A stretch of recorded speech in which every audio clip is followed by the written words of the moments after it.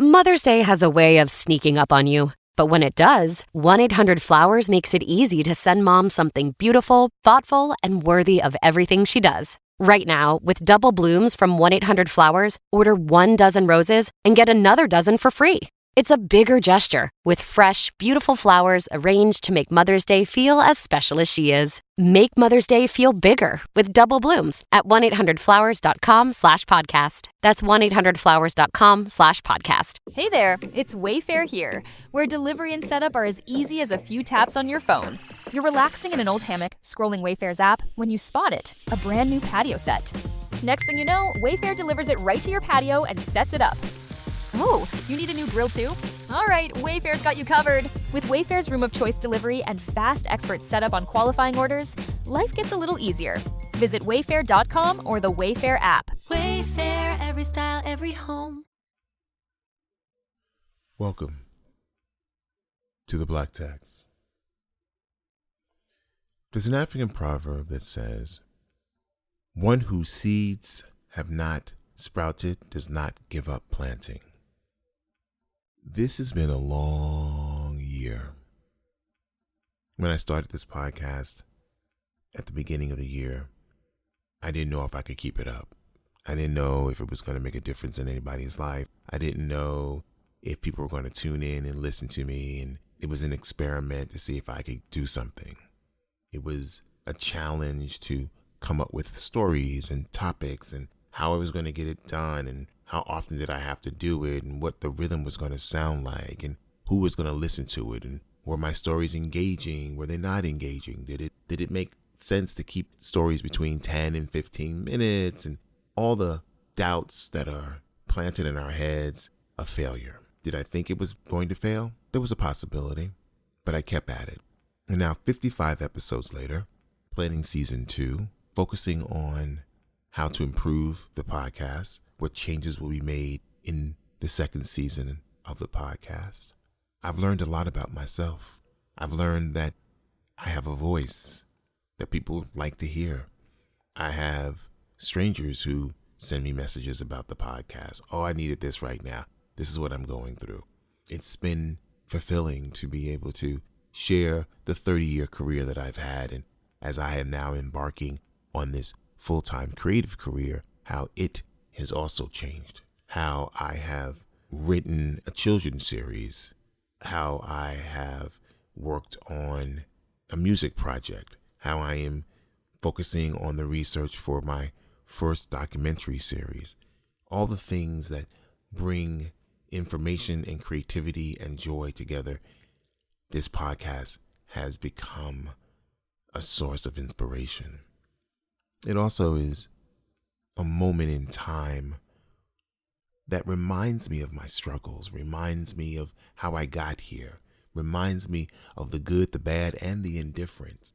All the things that has made me who I am today. With each day, I look back at the days gone by and am reminded of how great my life has been. And I'm not saying it's perfect, because it's far from it. Even in its darkest moments, it's been perfect. Because out of that dark, in that struggle, I've learned so much about my character. What I'm capable of when I put my mind to it. I have a series of articles that I have been wanting to write and trying to figure out what the right platform is. And should I do this one? Should I do that one? Maybe I won't do this one. Maybe I'll do it as a blog. Every fucking excuse in the world until I actually got started doing it. And now every week, 3 articles are being posted on Medium about various political topics. The color of my politics. I started doing it as a blog in LA, and I needed a political outlet because coming from the East Coast, going to the West Coast and being political was not the business, but the outlet helped. And I enjoyed doing it. But, life happens, movement happen, and things fall to the wayside. And it was important that this podcast didn't fall to the wayside. I started doing a podcast And I was reaching out to people. Hey, I know that wild story you was telling me. I would love to get it on a podcast. You can just say it. You don't have to use your name. You can keep your anonymity. Don't worry about it, all this. Yeah, I want to do that. I want to tell my story. Oh my God, my God, my God. Okay. And it was called Brown Liquor Stories, because every good story starts with brown liquor. And so I had a friend, he came over, we did 8 episodes, and then I started trying to schedule people to come to my place to do the episode. And I was like, you don't want to come to my place? I'll come to you. I can bring the equipment. We can set up, we can knock it out, and we can just do it. Person after person after person after person after person, and so on and so on and so on, flaked. When I started this podcast, I wanted to do it as me telling my stories and someone who was a millennial talk to me back and ask questions. So it could be a little bit more engaging. And I interviewed different people, took them to lunch, took them to dinner, so we can kind of see if we got a vibe. And I thought we had a vibe and with one, and it was one excuse after the other. Oh, can we cancel for this day? I got to work this day. Can we do it this day? And I was like, cool. And I was a little offended, but I realized it wasn't about me being offended. It was the universe saying, this is a you thing. This is not you helping somebody else. This is about you focusing on you and making it work. You have all the skills, all the talent. I've learned how to edit the podcast. My editing skills have gotten better. My voice has gotten better. Being comfortable in front of the mic talking has gotten better. All of the things, if you listen to the first part of the episodes and you listen to the episodes later, you definitely see a difference in tone and speech and movement and storytelling, because now I've gotten comfortable with it. And now it's like, okay, what else can I do to make it better? Sometimes we got to step out on faith. And I'm a faithful Muslim. I believe that I have everything I have because of the oneness of Allah and the blessings that Allah brings me. And like, I've been around the world, Lisa Stanfield.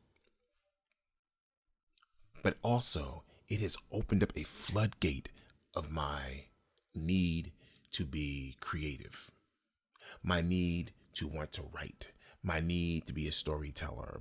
And though I have these individuals around me who are like, oh, I want to talk about this one, I want to talk to this one about this, and they go back and forth, they all just don't know how to do it. And instead of opening the door for me, letting me step in and run it and bring them with me after I get it in order, they want to be the one that runs it. They want to be the one that makes a difference. They want to be the ones who think they know what they're doing, and they don't. They really don't know. So I'm not going to let this be a long, drawn-out podcast. I want to thank you for walking with me on this journey. I want to thank you for taking the time out of your day to listen to these podcasts. And I try to keep them very condensed and on point and short. And I'm sure there are moments where you feel like I'm rambling. And yes, I tend to ramble because we ramble as human beings. This is not something to be picture perfect. This is something to experiment, to share ideas, to get to understand people and who I am, so that my experiences may be able to help you in similar situations. That's what this podcast was about. And as we move into season 2, and I started recording season 2 already and looking at it from a different perspective, I hope you come back. I hope you share it with your friends so that we can continue to grow as a people. So from the bottom of my heart, the depth of my soul, I'm grateful and thank you. Thank you, thank you, thank you for taking this journey with me, this experiment, because it's been a year and it's been interesting, but I wouldn't change it for anything. May the new year bring you all something tremendous and great and joyous. And remember, the first step is the hardest. Stay woke. We out.